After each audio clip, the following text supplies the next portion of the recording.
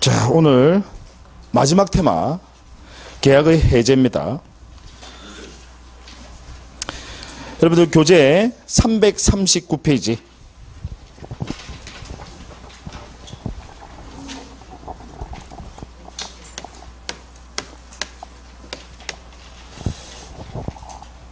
여러분들 이 교재 기본서는요, 사실 기본서라고 표현하는데 정확한 표현은 참고서입니다.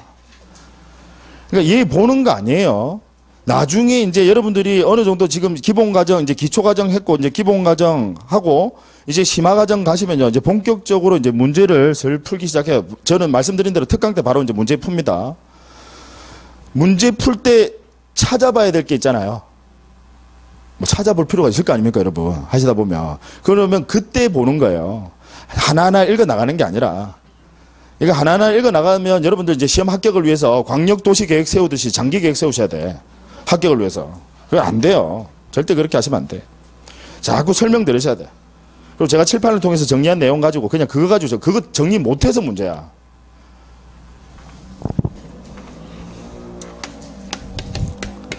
자, 339페이지 이해합니다. 계약 해제와 해지입니다.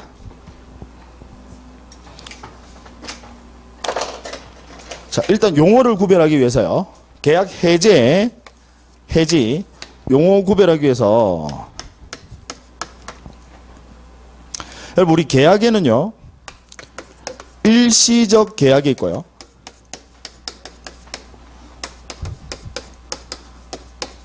계속적 계약이 있습니다.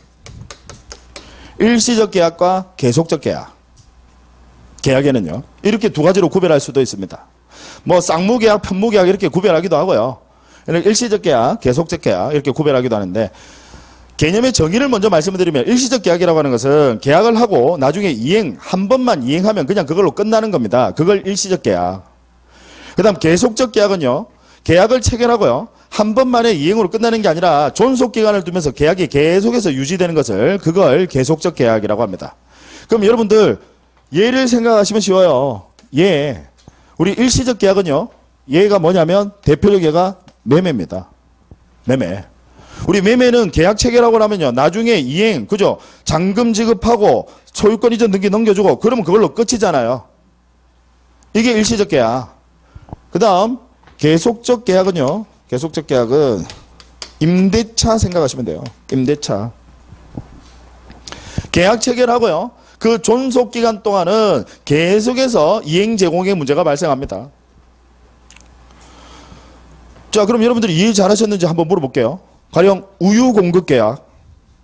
우유 공급 계약. 매일 우유 받아 먹기로 했어요. 우유 공급 계약. 예, 계속적 계약이에요, 일시적 계약이에요?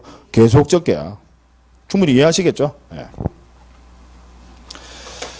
자, 만약에 일시적 계약인데 채무를 불이행하게 되면요, 채무를 불이행합니다. 그러면 그때는 계약을 해제하는 겁니다. 해제. 계속적 계약인데, 계속적 계약인데 이제 앞으로 더 하지 말자. 그러면 얘는 뭐라고 하냐면 해지라고 합니다. 그럼 해제는 뭐냐면 소급표가 있습니다. 즉 원상회복이다 이 말이지. 해제는. 근데 계속적 계약에서 해지는요, 얘는 소급표가 아니라 장래효가 있는 겁니다. 즉 앞으로 이제 그만 이 말이야. 즉 해지는 원상회복 의무가 있어요, 없어요? 없어요. 그러니까 해제 이꼴 원상회복입니다. 해제라는 말과 원상회복이라는 말은 그냥 같은 말이에요. 해제 이꼴 원상회복. 근데 해지는 원상회복이 있어요, 없어요? 없지. 생각해보시면 해지를 하는데 원상회복을 한다. 자, 우유 공급 계약을 했어요. 계속적 계약인데 그럼 계약을 만약에 해제를 한다. 계약을 해제한다. 그럼 어떻게 해야 돼? 해제하면 원상회복인데. 오, 말도 안 되는 소리다, 그죠? 이해하시겠죠? 그래서 계속적 계약 해지. 해지는 장래요. 얘는 원상회복이에요, 아니에요? 아니고 해제는 소급표. 얘는 원상회복이다. 그 개념 아셔야 되고, 그 그 다음에 지금 우리가 이제 민법에서 보시는 계약의 해제, 계약의 해지 얘들은 법에서 정해놓은 해제입니다. 법에서 정해놨다. 그걸 뭐라고요? 법정 해제. 그러니까 민법에 나오는 규정들은 전부 다 법정 해제에 관한 규정입니다. 그럼 법정 해제는 여러분 어떤 경우에 법률의 규정에서 해제를 합니까? 아까 어떤 경우에? 뭐가 있으면요? 채무 불이행이 있으면. 채무 불이행이 있으면 그때는 법정 해제하는 겁니다. 우리 법률의 규정에서 해제권을 전부 다 인정한다 이 말이죠. 채무를 불이행할 때. 얘랑 구별하셔야 되는 게요. 합의 해제 또는 얘를 다른 말로 해제 계약이라고 합니다. 서로 간에 해제를 계약 합의한다 이 말이지. 얼마든지 당사자 간의 계약을 합의로 해제할 수 있습니까? 없습니까? 있어요.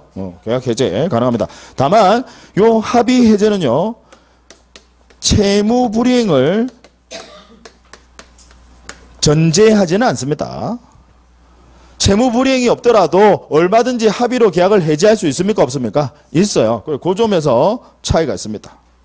나중에 이 부분은 조금 더 자세하게 살펴볼 거예요. 곧 이어서 조금 있다가. 일단 요 개념부터 아시고. 자, 그러면 지금 이제 여러분들이 이어서 이제 계속 공부할 내용들은 전부 다 법정 해제부터 봅니다. 법정 해제만 공부하시고, 왜 우리 법 규정들, 법정 해제 공부하시고, 나중에 합의 해제는 이 법정 해제와 차이점만 하시면, 이미 차이점 하나는 먼저 말씀을 드렸지. 네, 법정 해제는 뭐, 채무불이행을 전제로 하는 거고, 합의 해제는 채무불이행을 전제로 해요, 안 해요? 안 해요. 서로 간에 그냥 합의로 계약 소급해서 없애버린다, 이 말이죠.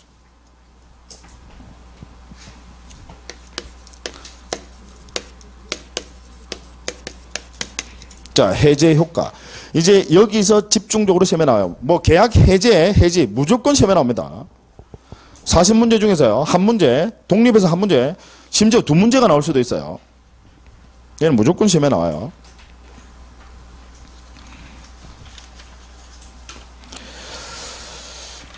자, 교재 순서랑은 좀 다르게 여러분들 346페이지 한번 보세요.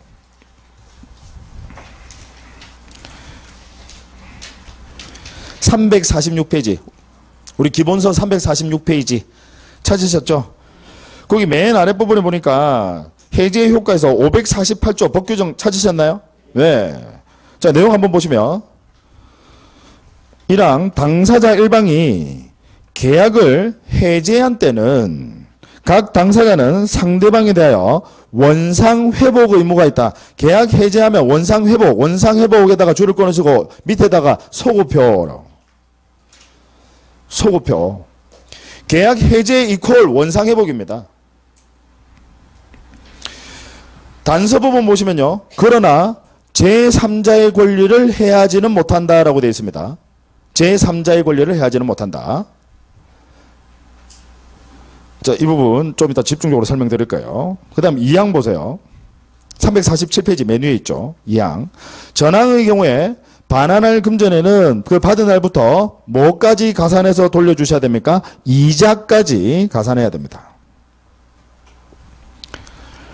그 다음 551조 보니까 그 바로 밑에 551조 보세요. 계약의 해지 또는 해제는 손해배상 청구에 영향을 미치지 않는다. 이 말이 무슨 이야기냐면 계약을 해제하게 되면 아까 원상회복, 계약 해제 이꼴 원상회복이거든요. 거기다가 아까 뭐 더 청구할 수 있어? 이자도 청구할 수 있는데 거기다가 플러스 뭐까지 할 수 있다는 소리입니까? 손해배상 청구까지 할 수 있단 말이에요.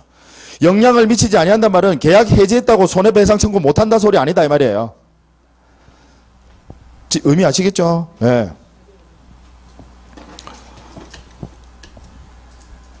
자, 그럼 계약 해제 효과는 해제 이퀄 원상회복입니다. 원상회복. 근데 거기다가 뭐까지 해주래요? 이자까지. 거기다가 플러스 뭐까지요? 손해배상까지 다 해주래요. 지금 여기서 말하는 해제는 아까 법정 해제를 이야기하는 겁니다. 여러분 아무 말 없으면 그냥 법정 해제를 이야기하는 거예요. 시험에서 약속입니다. 아무 말 없이 그냥 해제하면 법정 해제 이야기하는 거고 합의 해제는 반드시 합의 해제라는 표현이 나와요. 그럼 법정 해제라고 하는 것은 이제 채무 불이행이 있다 이 말이지. 그러면 계약을 해제할 수 있고 그럼 해제 이퀄 원상회복. 거기다 이제 뭐까지 주셔야 돼? 이자. 거기다 뭐까지? 손해배상까지.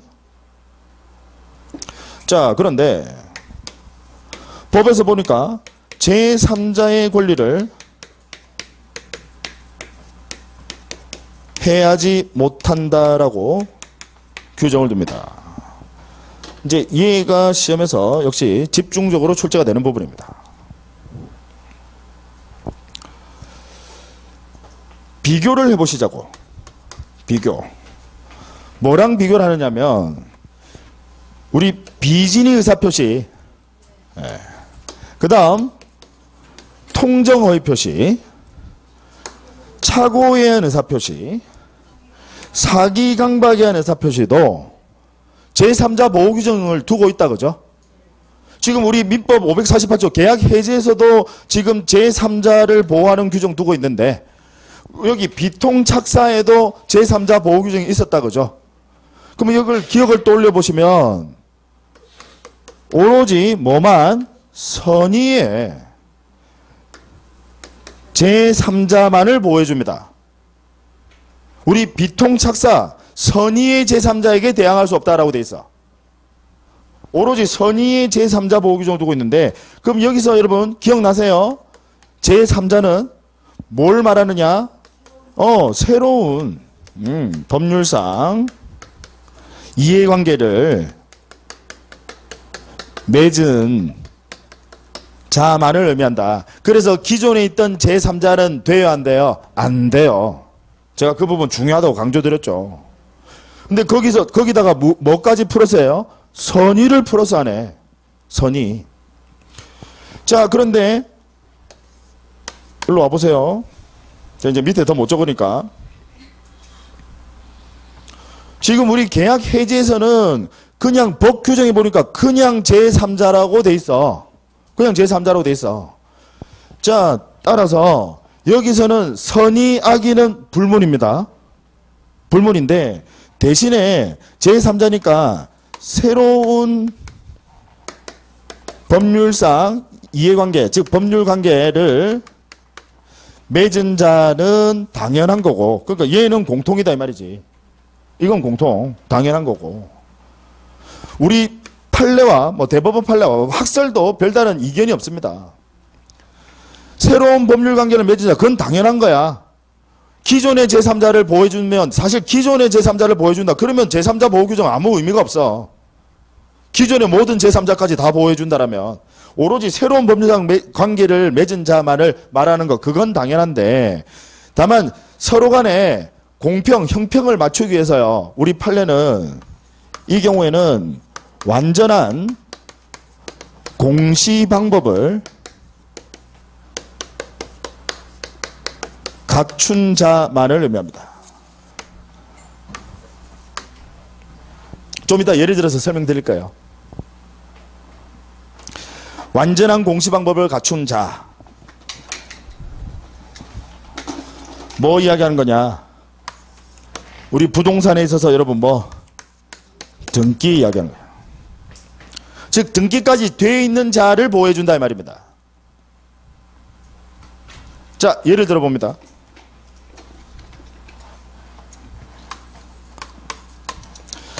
갑이라는 사람이 소유자예요. 소유자. 자, 을과 매매를 했는데요. 매매를 했는데 현재 을 앞으로 소유권 이전 등기는 넘겨줬습니다. 근데 문제는요. 아직까지 잔금을 모두 지급받지는 못했어요. 그런 경우도 얼마든지 있을 수 있습니다. 여러분. 서로 매매 계약하면서 야, 일단 등기부터 아직 대금을 다 치르지는 못했어. 거의 다 주긴 했는데 지금 내가 등기부터 넘겨주면 나중에 대출 받아서 나머지 잔금 지급할게. 이렇게 계약을 할 수도 있거든요. 아까 계약은 자유의 원칙입니다. 그래서 아직 잔금을 지급받지 못한 상태에서 현재 을 앞으로 소유권 이전 등기가 되어 있습니다. 자, 을은 자기 앞으로 소유권 이전 등기가 돼 있으니까 이걸 다시 병에게 매매, 팔아요. 현재 병 앞으로 소유권 이전 등기까지 돼 있습니다.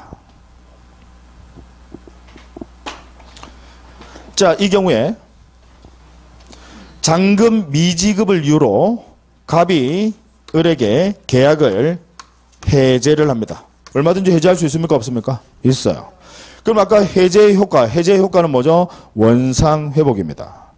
원상회복이니까 이미 을로 돼 있는 등기는 어떻게 하셔야 돼요? 말소를 하셔야 되는데, 자, 지금 이 매매 계약을 체결한 이후에 병이라는 사람은 새로운 법률 관계를 맺은 자는 맞다, 그죠? 이 계약 이후에 등장한 사람이잖아요. 새로운 법률 관계를 맺은 자는 맞습니다. 다만 우리 판례는요, 아까 제3자의 권리를 해하지는 못한다라는 548조 그 1항 단서 규정의 의미를 새로운 법률상 이해관계를 맺은 자는 물론이고 거기다 플러스 뭐까지 완전한 공시방법, 즉 다시 이야기하면 등기까지 갖춘 자만을 의미한다. 그러면 지금 병 앞으로 현재 등기까지 돼 있죠. 따라서 얘는 우리 548조에 말하는 제3자에 해당합니까? 해당하지 않습니까? 해당한다 이 말이지. 따라서 을의 등기를 여러분 말소할 수 있습니까? 없습니까? 없어요. 기억나세요? 말소하려면 누구부터 먼저 말소하셔야 돼? 병부터. 연속성. 등기는 반드시 연속성이 유지되어 있어야 돼. 말소를 시키려면 반드시 누구부터 거꾸로 지어 나가셔야 된다고. 병부터 말소시키셔야 돼. 그런데 우리 민법 548조 아까 1항 단서에서 제3자의 권리를 해하지 못한다. 여기 제3자의 병은 해당돼야 안 돼요? 돼요. 따라서 병의 등기 말소할 수 있습니까? 없습니까? 없어요. 결국 이 경우에는 원상회복은 못한다 이 말이죠. 제3자의 권리를 해하지 못한다라는 규정 때문에 이때는 여러분 원상회복 할 수 있습니까? 없습니까? 없어요. 결국 뭐 달리 표현하면 계약 해제 못한다 이 말입니다. 이때는요. 이미 넘어가 버렸으니까. 아시겠죠? 그러면 이제 이 경우에는 잔금 미지급으로 계약 해제를 못하니까요. 잔금 미지급을 이유로 잔금 지급 청구 소송을 제기해서 승소 판결 받으면 얘 을 재산에 이제 강제집행 들어가서 자신의 채권을 만족을 받을 수밖에 없습니다. 계약 해제는 못해. 무슨 얘기인지 아시겠죠? 네. 비교를 해보자고요. 얘랑. 이게 이제 첫 번째.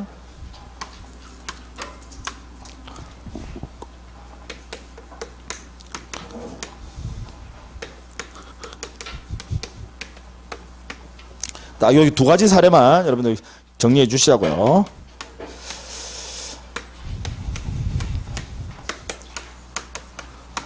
자, 갑이 소유자, 매도인, 을 앞으로, 을과 매매했고요. 현재 을 앞으로 소유권 이전 등기까지 마쳤습니다.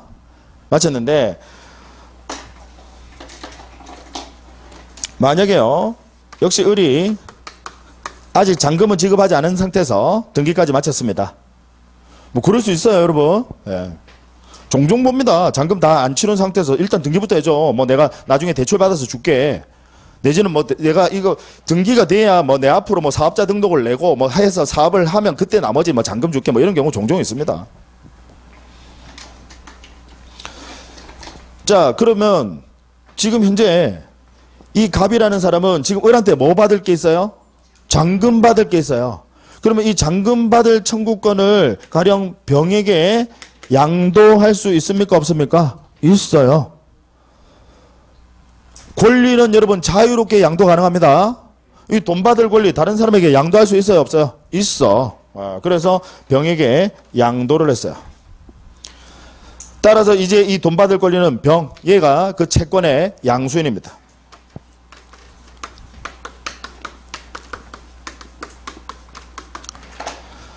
자, 나중에 잔금을 지급하지 않습니다. 그러면 이 경우에 갑은 잔금을 지급하지 않았으니까요. 예, 계약 해제. 잔금을 지급하지 않았으니까 계약 해제할 수 있습니까? 없습니까? 있어요. 그럼 문제는 계약 해제 이퀄 뭐예요? 원상회복이죠. 원상회복이지. 근데 우리 아까 민법 단서에 보니까 548조 1항 단서에 보니까 제3자의 원상회복을 하더라도 제3자의 권리를 해하지는 못한다라고 돼 있어.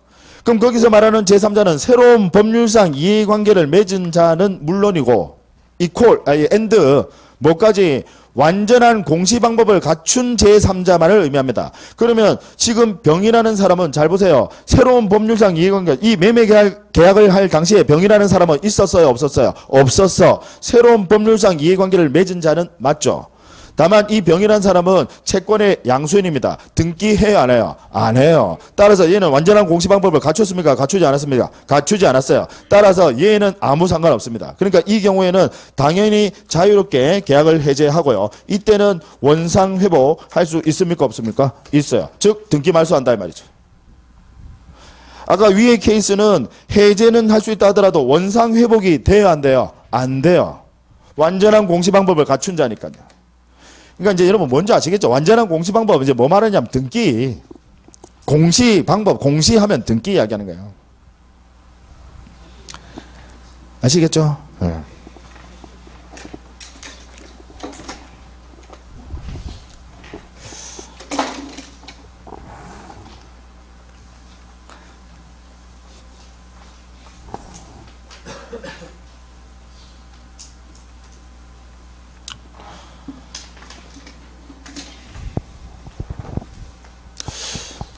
뭐 분위기 별로 나쁘지 않으니까 제가 하나만 더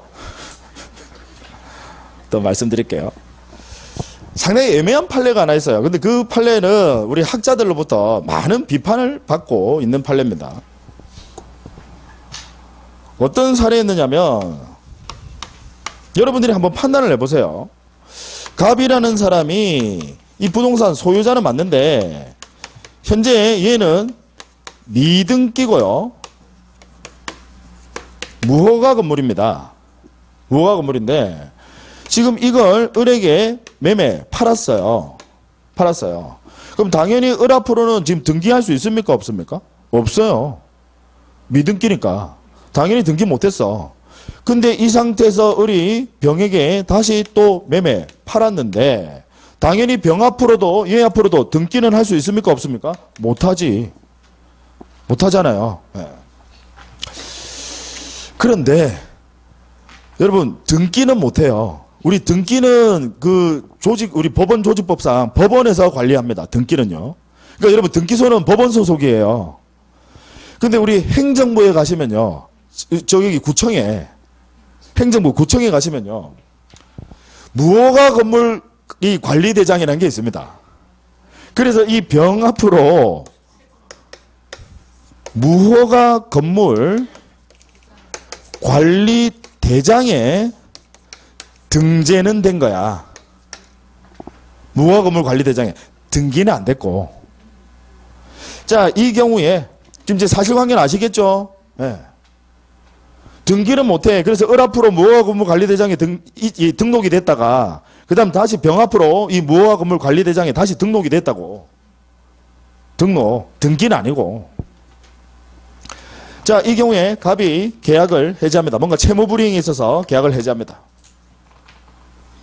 그러면 이때 이 병이라는 사람 우리 해제에 있어서 보호받는 제3자에 해당되겠느냐 이게 대법원까지 올라갔습니다. 이 병이라는 사람은 우리 해제에 있어서 보호받는 제3자 즉 뭐 새로운 법률상 이해관계를 맺은 자는 맞다 그죠? 네, 근데 문제는 완전한 공시방법을 갖춘 자냐 이제 그게 문제가 됐어. 여러분들 판단 어떠세요? 네? 아니다. 그래서 우리 대법원도 여러분들 거의 대법관 수준이시네. 그걸 어떻게 맞추세요? 그래서 자, 이때 얘는 제3자에 해당되지 않는다. 그래서 완전한 공시방법 이 등기 이 무허가 건물 대장에 등록된 것만 가지고 그걸 사실 우리 무허가 건물 대장 등록 이게 일반적으로 공시됐다고 볼 수 있습니까? 없죠. 대법원 판례의 논거는 그거예요. 얘는 사실 완전한 공시방법을 갖췄다고 보기는 어렵다. 그래서 이 경우에는 보호받는 제3자에는 해당되지 않는다. 그럼 해당되지 않는다는 말은 무슨 말이에요? 얼마든지 계약을 해제할 수 있습니까? 없습니까? 있어. 원상회복 가능하다 이 말이죠. 이때는 해제하고 원상회복 가능하다라는 판례가 있습니다.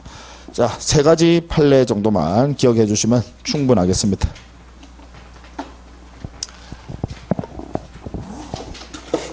그 다음에 일단 해제가 시험에 나오면요. 이 부분을 거의 빠뜨리지 않습니다. 집중적으로 물어봐요. 거의 독립해서 한 문제로 나오기도 합니다. 집중적으로 물어봐요.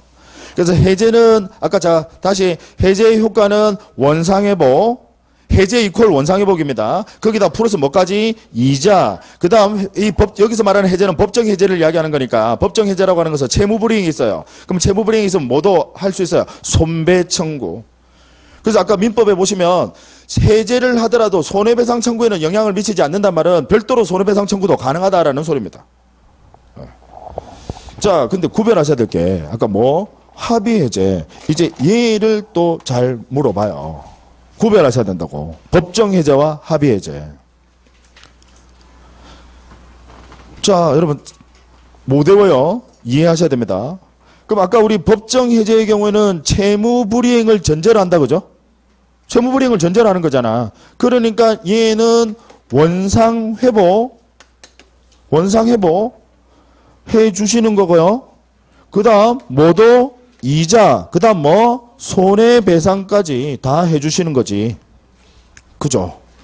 그런데 합의해제는 채무불이행을 전제로 하지는 않습니다. 서로 간에 그냥 합의로 계약을 없애버리는 거거든. 그럼 어쨌든 합의해제도요. 해제니까 서로 간에 원상회복은 해요 안 해요? 해요. 따라서 원상회복에 관한 규정은 법정 해제와 마찬가지로 적용되는 겁니다. 합의해제도. 왜? 해제라는 게 해제 이퀄 원상회복이야. 합의해제도 해제를 하게 되면 돌려줘야지. 이해되시죠? 네. 근데 얘는 여러분 생각해 보세요. 이자나 손배, 이건 지금 채무불이행을 전제로 한 게 아니니까 이자나 손배는 합의해제의 경우에는 얘는 적용한다, 적용하지 않는다, 적용하지 않는다. 채무불이행을 전제로 하는 게 아니니까 얼마든지 계약을 서로 간에 합의로 해제를 하게 되면 그냥 원상회복만 해주시면 된다 이 말이지. 이해하시겠죠? 네. 이 부분 시험에 잘 출제해요. 합의해제는 채무불이행을 전제로 하는 게 아니니까 원상회복은 해줘야 되지만 이자와 손해배상 부담은 하지 않는다. 서로 간에 합의로 해제하는 거니까. 그 다음에 그럼 아까 원상회복을 하게 되면요. 원상회복을 하게 되면 제3자의 권리를 해야지는 못한다 그죠? 아까 보셨잖아 단서. 그럼 얘도 당연히 제3자의 권리를 해야지는 못하는 거고 법정해제는 당연한 거고. 그럼 합의해제도 원상회복은 하는 거니까 자기들끼리 합의해서 계약을 해제하더라도 항상 법은 공평이니까 다른 제3자의 권리를 해야만 될까요? 안 될까요? 안 되지. 이미 제3자 앞으로 넘어갔으면 서로 간에 그냥 합의 해제했다고 그럼 제3자는 어떻게 돼? 바보 되는 건데 그럼 자기들이 괜히 계약했다가 넘겼어. 그리고 얘가 다른 사람에 팔아버렸어. 근데 자기들끼리 합의 해제하면 그냥 아무데나 다 원상회복 다 한다? 그건 말도 안 되는 거죠. 따라서 합의 해제를 하는 경우에도 원상회복에 관한 규정은 적용되니까 원상회복에서 따라 나오는 게 제3자의 권리를 해하지 못한다예요. 따라서 제3자의 권리를 합의 해제의 경우에도 해할 수 있습니까? 없습니까? 없어요. 만약에 합의 해제는 제3자의 권리를 막 해할 수 있다라고 한다면 아까 말씀드린 대로 팔아가지고 이전 등기했어요. 근데 다른 사람한테 또 이전 등기했어. 그러면 우리끼리 막 합의 해제하면 다 뺏긴다. 말도 안 되는 소리지. 어쨌든 합의 해제도 해제라는 거 해제 이퀄 원상회복이니까 그때는 원상회복을 해줄 때는 당연히 제3자의 권리를 둘 다 해야지는 못합니다. 그러니까 결론은 법정 해제건 합의 해제건 뭐는 똑같이 공이 적용이 된다라고요? 원상회복. 그 제3자의 권리를 해야지 못한다는 게까지 한 세트거든. 얘는 공이 적용됩니다. 다만 합의 해제는 채무불이행을 전제로 하는 것은 아니니까 이자나 손해배상 청구는 할 수 있어요? 없어요? 없어요.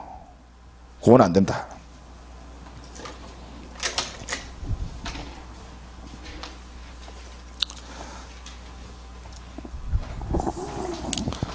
저쪽으로 좀 갈게요. 이제 다 끝나갑니다. 네, 조금만 힘을 내세요.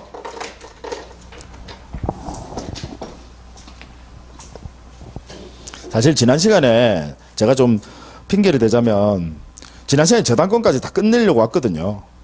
지난 우리 토요일 날. 끝내려고 왔는데 일단 여러분들이 좀 잘 못 따라오는 것도 제 시나리오하고 좀 이렇게 틀어진 것도 있었고 뭐 그렇게까지 잘 못 따라올 줄 잘 몰랐는데 좀 그런 제 스스로는 약간 저도 나름은 다 이 시나리오를 짜고 오거든요. 근데 제 예상하고 좀 빗나갔어. 거기다가 그날 제가 컨디션이 너무 안 좋았어요. 그래서 더 오버해서 막 더 하려고 하니까 그때 제가 좀 힘들더라고요.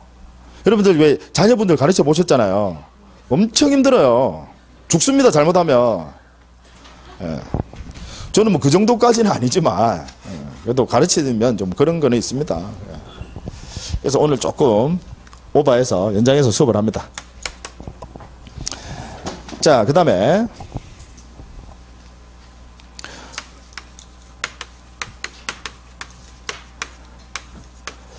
아까 제가 채무불이행이라고 하는 것은 전제 자체가요, 채무자에게 과실이 있습니까, 없습니까? 있어. 그걸 전제로 하는 겁니다. 채무불이행. 그럼 채무불이행에는 두 가지가 있어. 하나는 이행지체. 이행을 늦게 해준다 이 말이지. 이행지체. 그 다음 또 하나는 이행불능. 즉 지가 불장난하다가 태워서 없애버렸다 이 말이야.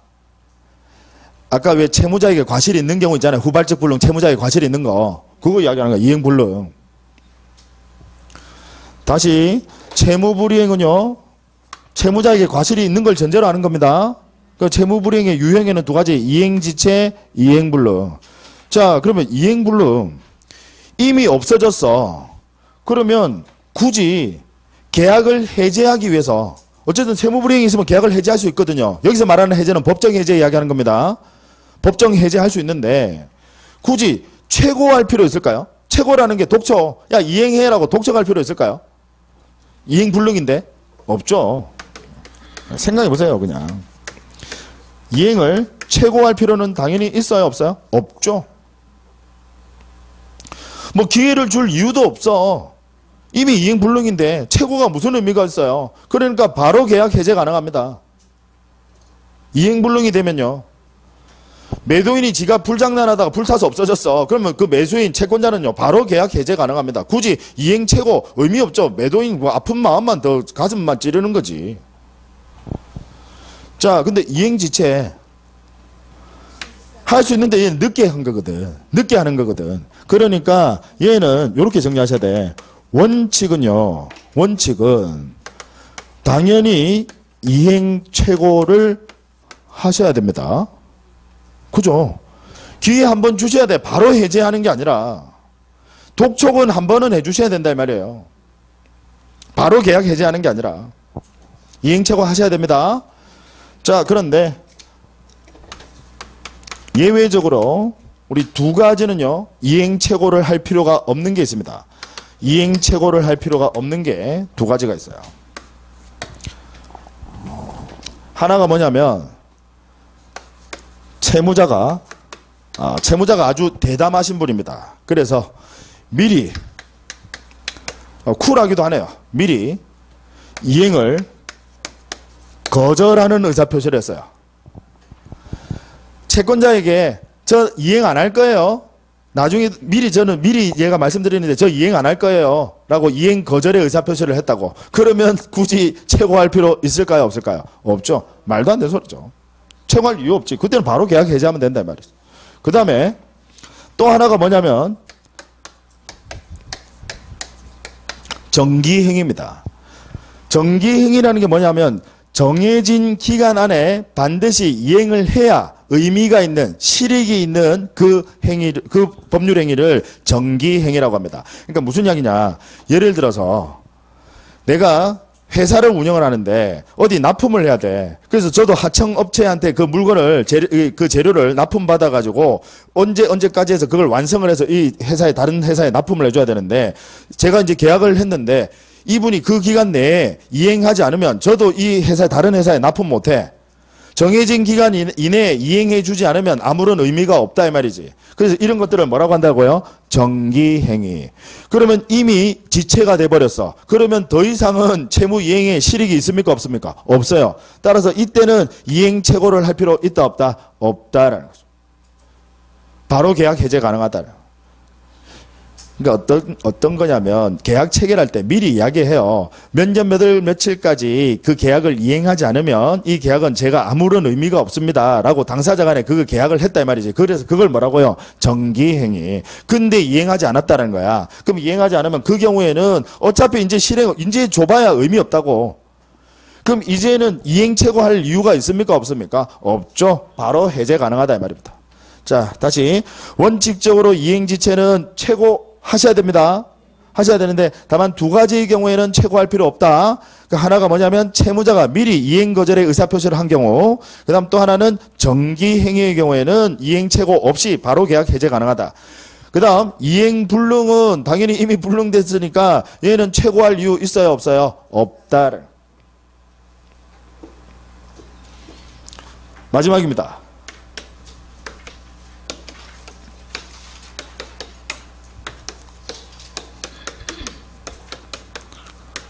불가분성.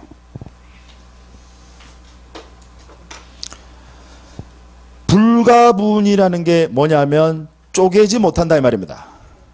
그럼 여러분들은 이 불가분성의 그 취지, 법의 취지를 이해하셔야 돼요. 여러분, 쪼개지 못한다라고 하는 것은 되도록이면 뭔가를 유지하기 위함입니다. 그래서 우리 지역권에서도 여러분 불가분성이 나왔었거든요. 지난 시간에 우리 지역권에서 불가분성. 지역권은 되도록이면 유지하기 위함입니다. 불가분성이라는 법 규정의 의미 자체가 되도록이면 뭔가를 유지하고자 하는 거야. 왜? 쪼갤 수 없으니까 한꺼번에 다 해야지만 가능하다 이 말이에요. 그래서 여러분 기억나세요? 승역지 소유자가 우리 지난 시간에 지역권 할 때 했었잖아. 승역지 소유자 중에서 가령 소유자가 공동 소유자인데 그 중에서 일부만 지역권을 소멸시킬 수 있습니까? 없습니까? 없어요. 그 다음 요역지 소유자 중에서 일부가 지역권을 취득해서 그럼 나머지도 전부 다 같이 취득. 뭐 기억나시죠? 그게 불가분성이에요. 그러면 지금 우리 이 계약의 해제는요. 해제를 하게 되면 계약이 없어져 버리는 거거든. 왜? 해제는 아까 소급표 원상회복이잖아. 그러면 법의 입장은 되도록이면 계약을 유지하고자 하기 위함입니다. 이 해제의 불가분성 규정을 두는 이유는 뭐를 유지하고자 한다는 거예요? 계약을 유지하고자 한다 이 말이야. 즉 되도록이면 해제 못하도록 한다 이 말이지. 이해하시겠어요? 예. 네. 자, 그래서요.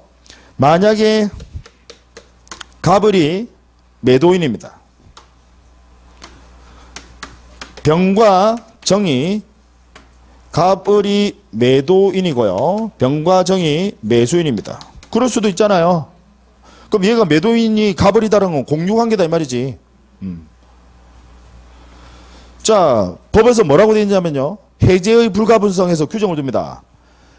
수인인 경우에 각 당사자가 수인인 경우에 우리 2명 이상을 수인이라고 합니다. 수인인 경우에는 그 전원이 전원에 대해서 해제의 의사표시를 할 수 있다라고 되어 있어요. 무슨 이야기인지 아시겠죠? 전원이 전원에 대해서 한 명도 빠지면 안 된다 소리야. 그러니까 예를 들어서 어떤 한 사람이 나는 해제 안 할래. 그러면 해제할 수 있어요? 없어요? 없다 이 소리입니다. 의미 아시겠죠? 네. 되도록이면 계약을 유지하기 위함이다. 그래서 전원이 전원에 대해서 해제 의사표시를 할 수 있다라고 규정을 둡니다. 이걸 우리는 해제의 불가분성. 이제 아시겠죠? 여러분 불가분성 나오면 아시겠죠? 불가분성이라고 하는 것은 이제 법에서 불가분성의 규정을 두는 이유는 되도록이면 유지하기 위함이다. 그래서 우리 또 불가분성 또 하나 나왔었던 거 있었는데 담보물권에서 담보물권의 성질에서 여러분 기억나세요? 부종성, 수반성 그리고 불가분성 나왔었는데 그때도 기억나세요? 예. 네. 예를 들어서 채무 중에서 일부만 변제를 했다고 해서 저당권은 소멸합니까? 소멸하지 않습니까? 소멸하지 않는다. 불가분성. 되도록이면 유지하기 위한 제도다라는 거예요. 아시겠죠? 예. 네. 자, 여기까지 하도록 하겠습니다. 고생 많으셨어요. 오늘 상당히 많은 내용을 거의 뭐 특강하듯이 한 것 같네요. 상당히 많은 내용을 한꺼번에 진행을 해서 많이 힘드셨을 것 같은데 부디 기억 사라지기 전에 복습해 주시기를 부탁드리겠습니다. 자, 수고 많으셨습니다.